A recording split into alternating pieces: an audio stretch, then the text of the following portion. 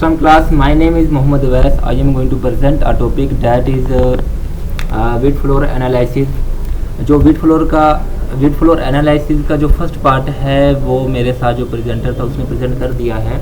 जो मैंने प्रेजेंट करना है इसका रिमेनिंग पार्ट करना है, जिसमें जो है कि हमने पढ़ना है detection of wheat toxicants. Wheat के जो टॉक्सिकेंट्स हैं उनकी डिटेक्शन करनी है, कंपैरिजन करना है किस चीज़ का कि एक जो वीट है उसको जब फ्लोर में ट्रांसफॉर्म किया जाता है तो उस जो वे को बुक्स ने किस तरह रिकमेंड किया है और हमारे पास लोकली मार्केट ने किस तरह रिकमेंड किया है. उसके बाद हमने देखना है कि अडल्ट्रेशन इन वीट फ्लोर में अडल्ट्रेशन किस तरह होती है. अडल्ट्रेशन टेस्ट करना है हमने. उसके बाद कि अगर अडल्ट्रेशन है वीट फ्लोर में तो उसको किस तरह टेस्ट करना है. तो इसके बाद हमने जो स्टार्ट करते हैं हम अपना टॉपिक यहाँ से डिटेक्शन ऑफ वीट टॉक्सिकेंट्स से. तो हमारे पास जो हैवी मेटल है ये भी एज आ वीट टॉक्सिकेंट्स है. इसको किस तरह डिटेक्ट करना है. सबसे पहले हम देखते हैं कि ये वीट में किस तरह आ सकता है. अगर हमारे पास जो वीट की जो हमारे पास सोइल है जिसमें वीट को ग्रो करना है, अगर उसकी कंपोजिशन इस तरह की है कि उसमें trace amount of heavy metals हैं, तो जब वीट का प्लांट उसमें ग्रोथ करेगा तो वो उसको ज़मीन से वो जज़ब कर लेगा. इस तरह से आ सकता है. और दूसरा ये है कि जब एरीगेशन की जाती है वाटर की, अगर उस एरीगेशन वाटर में जो है कि इंडस्ट्रियल डिस्चार्ज है तो तब भी ये आ सकते हैं. अब हैवी मेटल्स को डिटेक्ट किस तरह करना है ये हमने देखना है. तो डिटेक्ट करने के लिए हमारे पास जो टेक्निक हम यूज़ कर सकते हैं वो है एटॉमिक अब्जॉर्प्शन स्पेक्ट्रोस्कोपी और ICP-MS. ICP-MS भी हम यूज़ कर सकते हैं, बल्कि ये ज़्यादा बेहतर है, इसकी सेंसिटिविटी ज़्यादा है. और जो है कि इसकी सेंसिटिविटी तो ज़्यादा है लेकिन ये कॉस्टली ज़्यादा होती है, तो इसलिए हम एटॉमिक अब्जॉर्प्शन स्पेक्ट्रोस्कोपी ही यूज़ करेंगे इसको करने के लिए, ताकि कॉस्टली ना हो. तो इसके बाद इसका थोड़ा सा प्रिंसिपल देख लेते हैं कि ये किस तरह इसको डिटेक्ट किया जाता है. तो सबसे पहले हमारे पास जो है कि हमने वीट का सैंपल लेना है. एक डाइजेशन मेथड होता है जिस डाइजेशन मेथड के ज़रिए हैवी मेटल को जो है कि एक्सट्रैक्ट किया जाता है और सैंपल को रखा जाता है यहाँ पे. और इसके बाद सैंपल जाता है नेबुलाइज़र से यहाँ पे एटोमाइज़र में गया तो होलो कैथोड लैंप से जैसे ही लाइट आएगी हैवी मेटल जो है कि उनको ऑब्जर्व करेंगे. क्या कहते हैं कि ऑब्जर्व करने के बाद एक्साइट होंगे, डी एक्साइट होंगे और वो लाइट इमिट करेंगे. और जो इमिटेड लाइट है वो डायरेक्टली प्रोपोर्शन है कंसंट्रेशन ऑफ हैवी मेटल के. तो इस तरह से जो है कि हैवी मेटल को डिटेक्ट किया जाता है by using atomic absorption spectroscopy.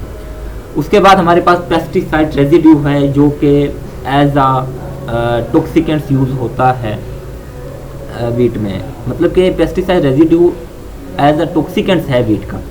तो इसको डिटेक्ट करने के लिए हम जो टेक्निक्स यूज़ कर सकते हैं क्रोमेटोग्राफी यूज़ कर सकते हैं. क्रोमेटोग्राफी में हमारे पास जो एडवांस टेक्निक है गैस क्रोमेटोग्राफी, HPLC, इनको यूज़ करेंगे.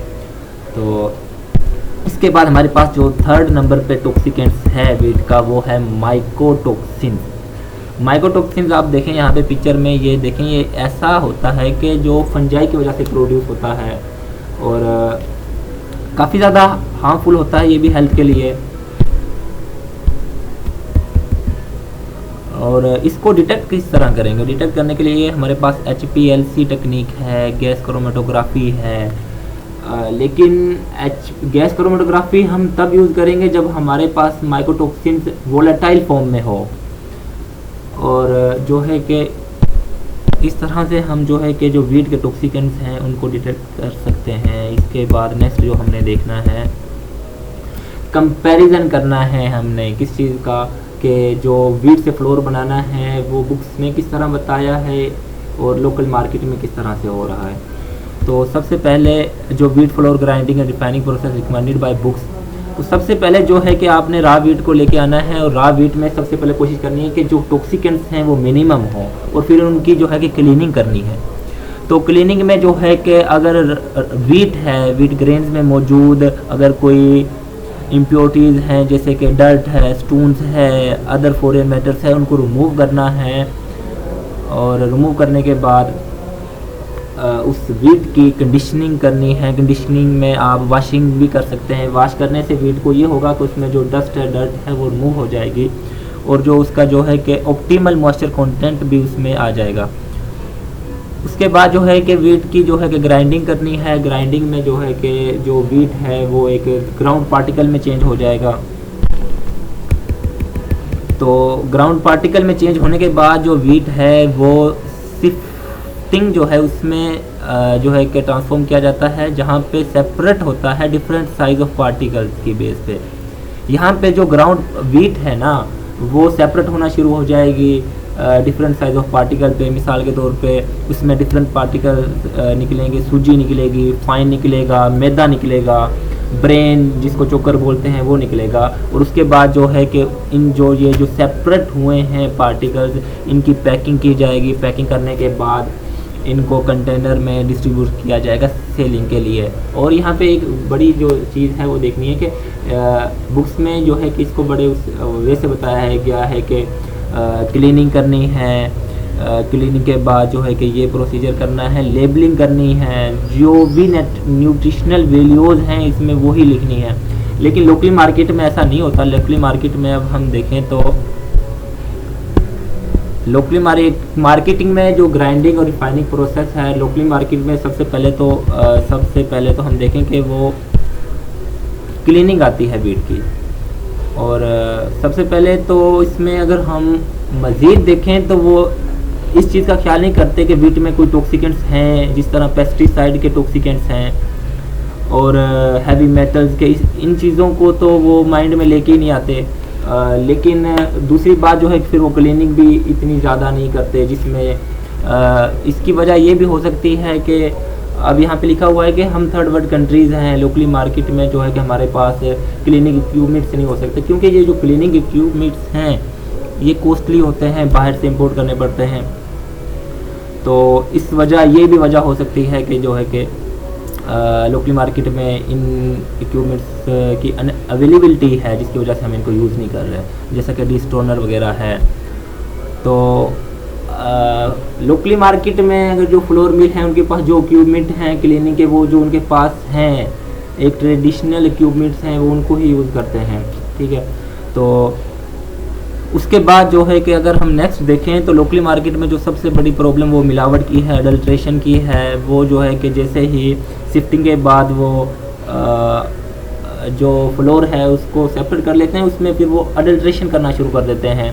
अडल्ट्रेशन में क्या आता है कि जो ग्रेन होते हैं जिनकी प्राइस जो चीप होते हैं ना, चीपर ग्रेन होते हैं, जैसे कि कॉर्न, राइस, ये जो हैं उनको मिक्स करना शुरू कर देते हैं ताकि वॉल्यूम को इंक्रीज़ किया जाए और कॉस्ट रिड्यूस हो जाए और उनको इकोनॉमिक गेन मिल जाए। इससे प्रॉब्लम ये होती है कि न्यूट्रिशनल वैल्यूज़ चेंज हो जाती हैं।